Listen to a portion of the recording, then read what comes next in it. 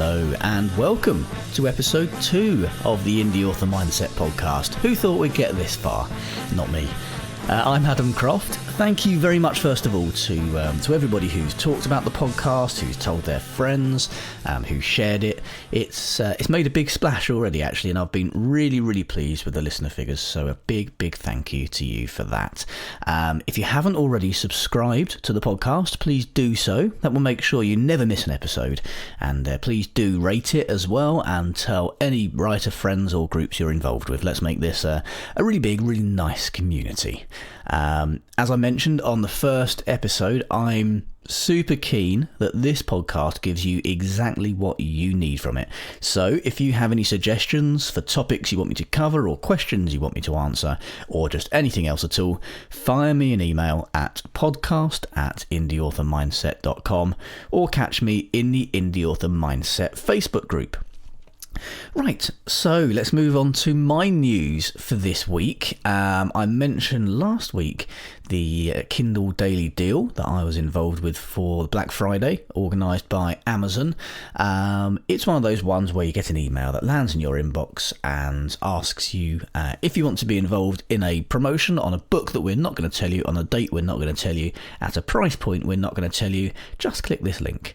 And quite rightly, because that is dreadful organisation from Amazon, people just think that's spam and they don't bother doing anything with it. But they're not spam, and I have been doing things with them and they've worked wonderfully well. Tell me I'm wrong. As a result of this deal, peaked at number 9 in the store-wide charts last week, following its Black Friday Kindle daily deal. It was actually featured on the Black Friday store homepage all day, and that meant that I saw my second store-wide top 10 of the week, after The Perfect Lie hit store-wide number 1 on the Tuesday as a result of one of those deals. So they're well worth doing, I'll tell you that much. If you want some more information on those, go back and listen to episode 1. The other news is that my newest course, my newest mini course in the Indie Author Mindset School is now out. It is called Sell More Books Wide. This is all about selling books in venues outside of Amazon. So if you're wide, or if you've ever thought about going wide, this is not to be missed. As far as I'm aware, it's the only course of its type, and in it you'll learn why being wide could massively increase your readership, why most authors get wide advertising wrong, the crucial changes you need to make to your Facebook ads for wide success, how to skyrocket your sales at Kobo, and how you can harness the power of BookBub to boost your book sales. Now, if you want to join in the Sell More Books Wide course, you get access to the course for life. So don't worry, you can get it now while you still can, and you'll have that forever, including any revisions that are made. That is yours for life. Just go to courses.indieauthormindset.com and use the promo code podcast, and you get 50% off of the cost of the Sell More Books Wide course, which I think brings it down to about $24. So well worth getting hold of that. Now, let's move on to some industry news. I hinted last week that there is some big news coming from BookBub shortly. I've been testing this feature with them, and I'm very excited to say I've had the nod from the guys at BookBub, and I can now exclusively reveal what that is. BookBub audio ads are coming. I've been testing them.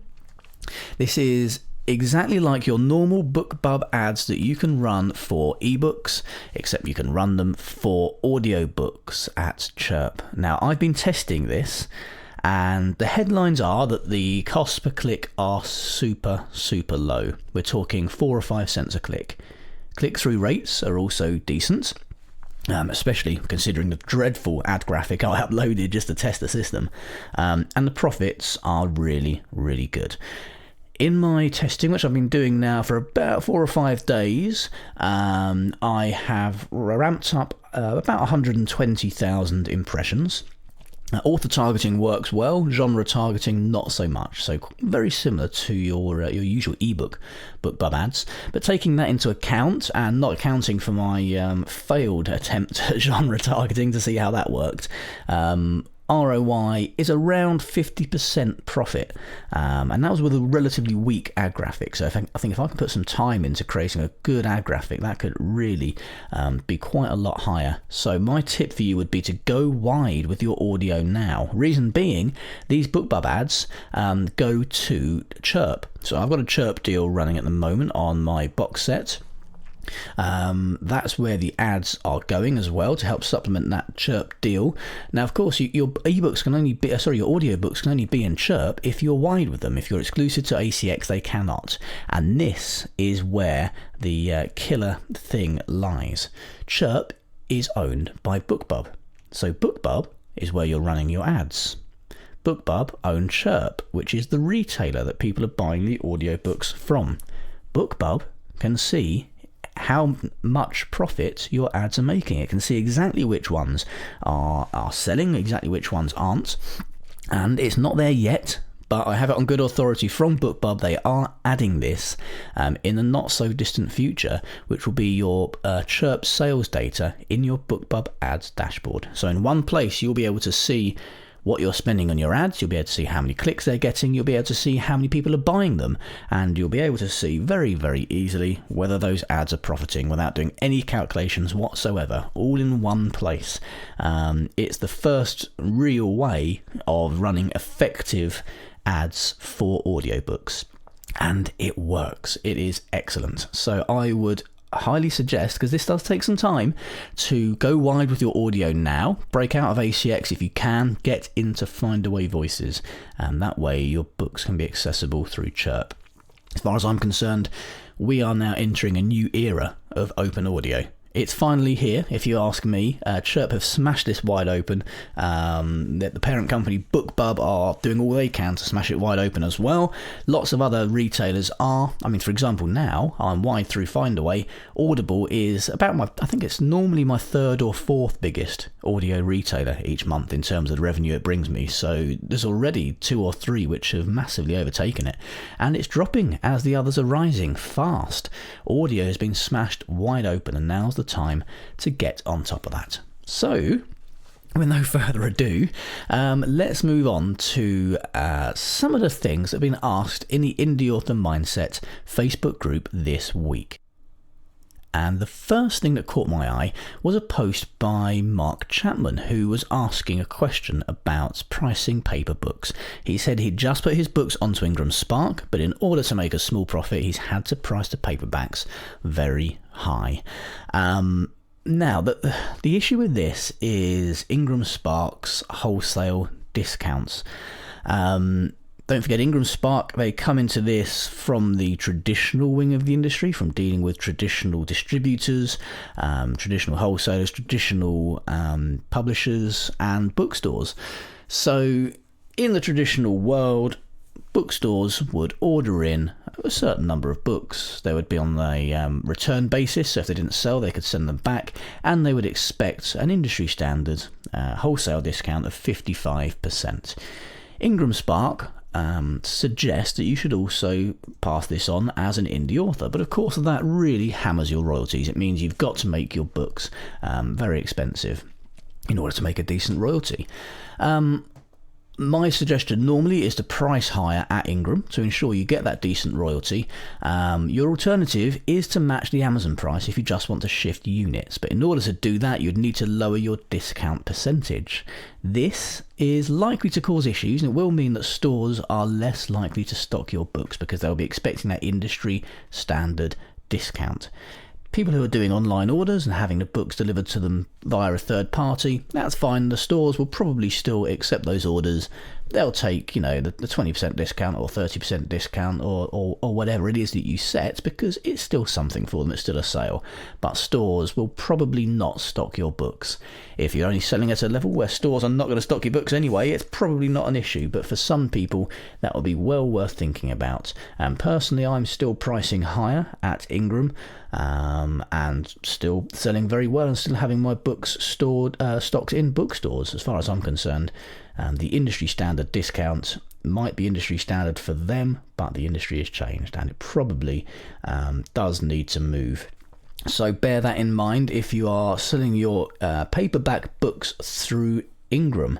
If you lower the discount to the minimum, you're unlikely to be stocked in those stores, but you will usually make more money per book sold than you would through Amazon KDP. So another way of looking at it is to perhaps have your books only sold, your paperback books, through Ingram, and replace the KDP ones entirely.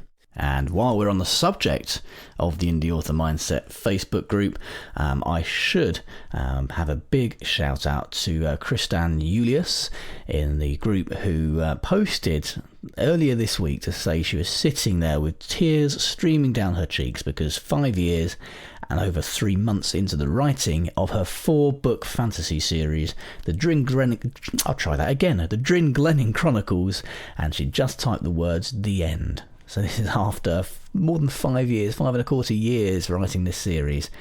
She has now ended it. So big shout out to her. Hope the postbook blues haven't kicked in too much, and that you're doing well with that. Now it's time for, of course, my favourite bit of the show. And in fact, I joke about that, but it's actually gone down quite well. So we're going to do it again. It's time for an Indie Author Mindset Ninja Tip.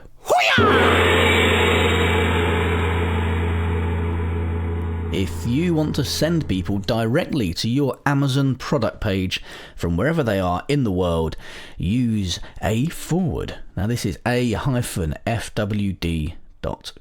Simply enter your book's Amazon ASIN, your Amazon affiliate codes as well, and they'll give you a unique link which will not only send people directly to their local Amazon product page for your book, but you'll also get affiliate commission for any sales.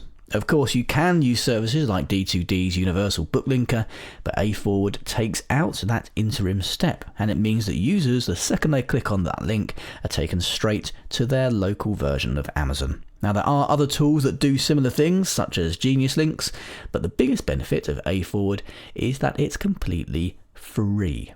That address again is a-fwd.com. That's about it for this week. I try to keep these short and sweet, and to try and get out more episodes with more stuff packed on them, but you don't want me blathering on for an hour. So thank you very much for listening, and as I said earlier on, I'm really keen this podcast gives you exactly what you need from it. So if you've got any suggestions for things you want me to cover, any questions you have, just fire me an email at podcast@indieauthormindset.com, or catch me in the Indie Author Mindset Facebook group. This episode of the Indie Author Mindset podcast was presented by me, Adam Croft, and brought to you by BookBrush, the easiest way to create professional ads and social media images for your books. Get started today with 15% off any paid plan with promo code ADAM15. That's ADAM15. The theme music for this podcast is by the Caesareans. Don't forget you can claim 50% off any Indie Author Mindset course by entering the promo code podcast at the checkout. Links are in the show notes. For more great tips and guidance, join the Indie Author Mindset group on Facebook.